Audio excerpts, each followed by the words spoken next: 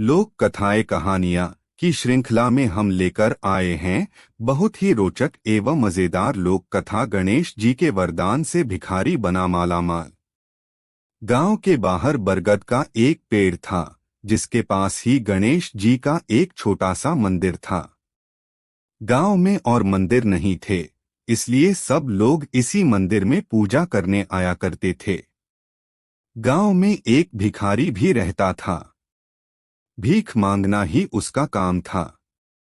गांव छोटा सा था, भिखारी को काफी भीख नहीं मिलती थी, इसलिए यह और कोई उपाय न देख मंदिर के दरवाजे पर बैठने लगा। उसने सोचा, लोग यहाँ धर्म करने आते हैं और नहीं तो पेट भरने लायक भीख मिल ही जाया करेगी। भिखारी दिन भर मंदिर के दरवाजे पर बैठा रहता और जब वहां किसी को आते देखता तो शिव शिव रटने लगता था। इस तरह बेचारा दिन भर गणेश जी और शिव जी का नाम लिया करता था, मगर शाम तक उसे भीख मिलती थी, सिर्फ 2-4 मुट्ठी अन्न और कुछ फल फूल और कभी कभी 4 पैसे। भला इतनी थोड़ी आमदनी से किसी की गुजर कैसे हो सकती है। फिर भिखारी को अपना ही नहीं, अपनी बेटी की भी चिंता करनी पड़ती थी। उसकी बेटी का नाम था कमला और वह बड़ी चतुर बड़ी समझदार थी। मगर चतुराई और समझदारी से तो पेट की आग बुझती नहीं, उसे तो भोजन चाहिए। इसलिए कमला कभी कभी अपने बाप को भोजन पानी के लिए तंग करने लगती थी। उस वक्त भिखारी के दिल पर बड़ी चोट लगती थी। उसकी आंखें भर आती थीं। वह चिंता के समुद्र में डूबने उतराने लगता था। चरित्र की परीक्षा। गर्मी के दिन थे। दोपहरी का समय था। ऊपर आसमान और नीचे धरती धक धक जल रही थी। चारों तरफ सन्नाटा छा रहा था।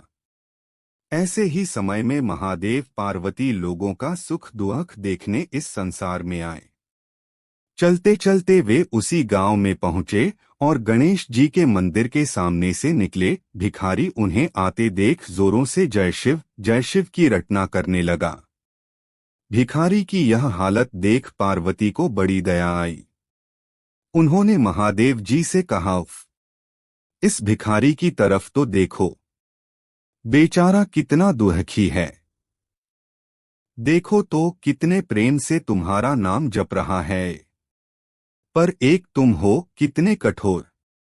तुमने आज तक इस पर दया न की। मैंने सुना था कि लोग अब बड़े पापी हो गए हैं। वे अब देवताओं की पूजा नहीं करते। मगर नहीं, आज मालूम हुआ कि इसमें उनका कोई अपराध नहीं है। सब अपराध देवताओं का ही है।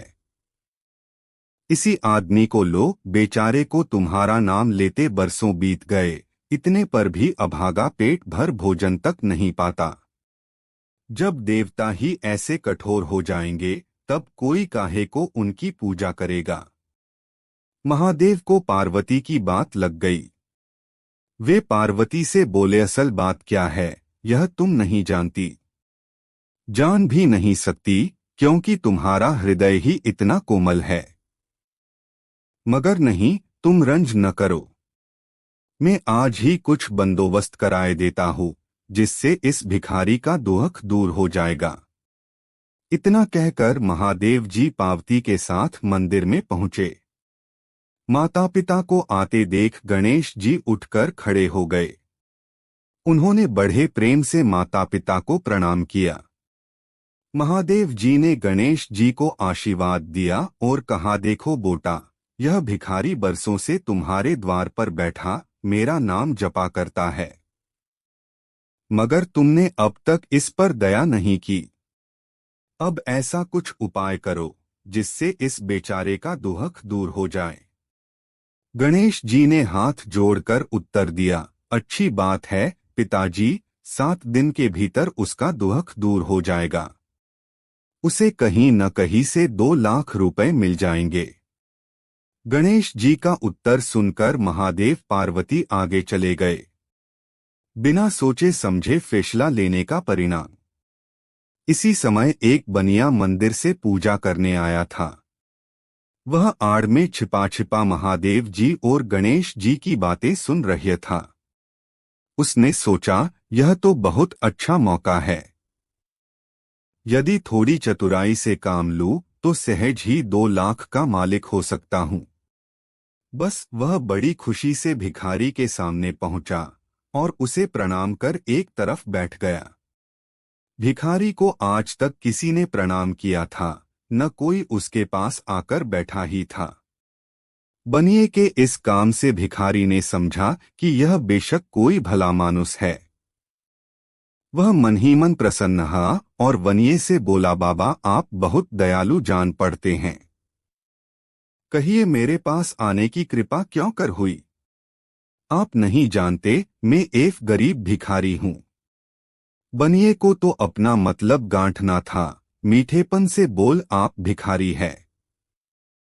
कौन कहता है कि आप भिखारी हैं?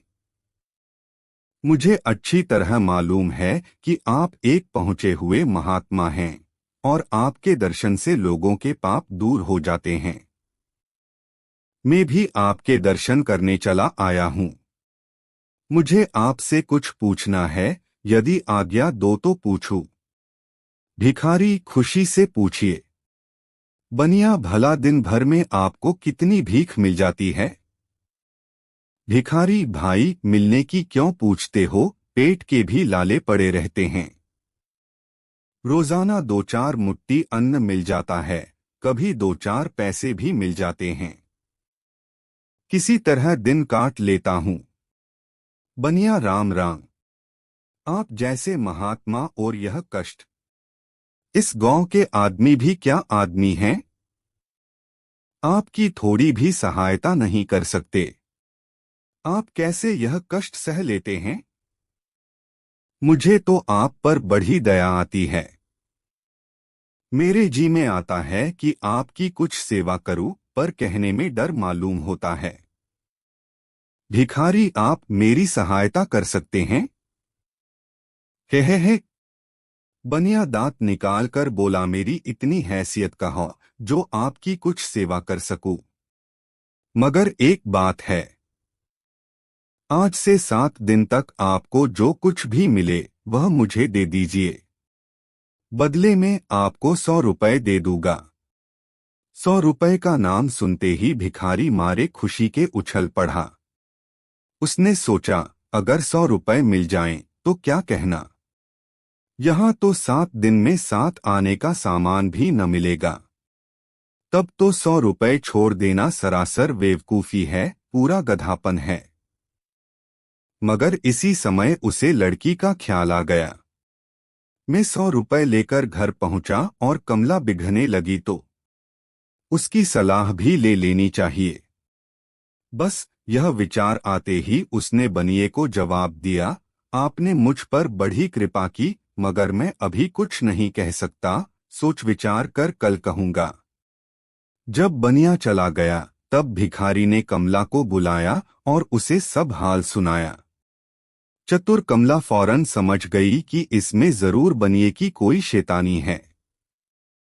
उसने पिता से कहा, बनिया बिना अपने फायदे के क्यों 100 रुपए देने चला। खैर, मैं कल उससे सब बातें तय कर लूंगी, मगर तुम बीच में न बोलना। उघर बनिए का बुरा हाल था। रात भर उसके पेट में चूहे उछलते रहे। बड़ी मुश्किल से सवेरा हुआ। बनिए की जान में जान आई।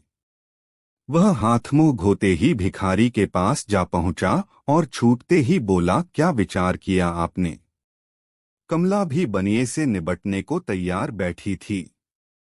बानिए की बात सुनते ही उसने जवाब दिया, सेठ जी, हम लोगों ने विचार कर लिया। भला 100 रुपए में क्या होता है? इतना सस्ता सौदा होना मुश्किल है। माफ कीजिए। कमला का उत्तर सुनते ही बनिए पर मानो बिजली गिर पड़ी। पर लाख रुपए का लालच छोड़ना भी तो कठिन था। वह 200 रुपए देने को राजी हो गया। अब तो कमला का संदेह और भी पक्का हो गया। वह समझ गई कि बनिया जरूर किसी भारी लाभ के लिए ही इतने रुपए देना चाहता है। उसने जवाब दिया, सेठ जी, इतना सस्ता सौदा और कहीं होता होगा। 100-200 या 1000-2000 में होता ही क्या है। जो चीज आप कौड़ियों के मोल खरीदना चाहते हैं वह लाख रुपए में भी सस्ती है। यह सुनकर बनिया बहुत घबराया, परंतु उसने अपनी कोशिश जारी रखी। जब महात्मा बुद्ध ने उसके पिता को स्वर्ग भेजा, मारे लोभ के वह अंधा हो रहा था, उसको लोभ का भूत सवार हो गया था। उसने 100-200 से बढ़कर अंत में 50,000 लगा दिए। अब कमला ने सोचा, इतने रुपए थोड़े नहीं होते, बेटे ठाले इस फायदे को छोड़ना ठीक नहीं। उसने बनिए से कहा, खैर आप नहीं मानते तो मैं ही आपकी बात माने लेती हूँ, मगर शर्तें यह है कि रुपए अभी मिलने चाहिए। यह शर्तें मंजूर करने में बनिए को क्या उजर थी। वह खुशी खुशी घर लौटा। उसने सोचा 50,000 रुपए देकर 1 लाख लेना कुछ बुरा नहीं है। 2 लाख न सही, 1.5 लाख का मालिक तो बन ही जाऊंगा। आहा, मेरी तकदीर भी कितनी चोखी है। साथ ही दिन में 50,000 का लाभ हो गया। उसने घर आते ही भिखारी के पास 50,000 रुपए भेज दिए। अब बनिया हर रोज भिखारी के पास आता और उसकी दिन भर की भीख घर ले आता। इस तरह 6 दिन बीत गए। अब तो बनिए को बड़ी फिक्र हुई। 7वें दिन वह फिर गणेश जी के मंदिर में पहुंचा। उसने देखा कि आज फिर महादेव पार्वती मंदिर में पधारे हैं। बस वह दीवाल से कान सटा, उनकी बातें सुनने लग। मगर यह क्या, उसका कान दीवाल से चिपक गया। उसने कान छुड़ाने की बहुत कोशिश की, पर कान टस से मस न हुआ। तब वह दाहिने हाथ की सहायता से कान छुड़ाने लगा। इन्ने में हाथ भी दीवाल से चिपक गया। इधर महादेव जी ने गणेश जी से पूछा, बेटा इस भिखारी के लिए कुछ इंतजाम हुआ? गणेश जी बोले, जी हाँ, उसे 50,000 रुपए तो दिलवा दिए हैं, बाकी के लिए बनिए को दीवाल से चिपका दिया है। यह बनिया बड़ा लोभी कंजूस है। इसने गरीबों से 1-1 के 4-4 वसूल कर अपना घर बनाया है। रुपए वसूल करने में इसने गरीबी पर दया नहीं की। उनके बच्चे भूखों मरते रहे, पर इसने चौगुने रुपए वसूल करके भी संतोष नहीं किया। इस तरह इसने 1 लाख रुपयों से अपनी तिजोरी भर ली। गरीबों के माल से यह सुख नहीं उठा सकता। अब जब तक यह भिखारी को बाकी 50,000 रुपए न दे देगा, तब तक दीवाल से ही चिपका रहेगा। गणेश जी की बातें सुनकर बनिए ने अपना माथा पीट लिया। इसकी आंखें से आंसू बरसने लगे। जब उसने घर से 50,000 रुपए मंगवा कर भिखारी का दे दिए, तब कहीं दीवाल से उसका पीछा छूटा। लक्ष्मी माता का आशीर्वाद। मित्रों, उम्मीद करता हूँ गणेश जी के वरदान से भिखारी बना मालामाल आपको अवश्य पसंद आई होगी। कृपया कमेंट के माध्यम से अवश्य बताएं।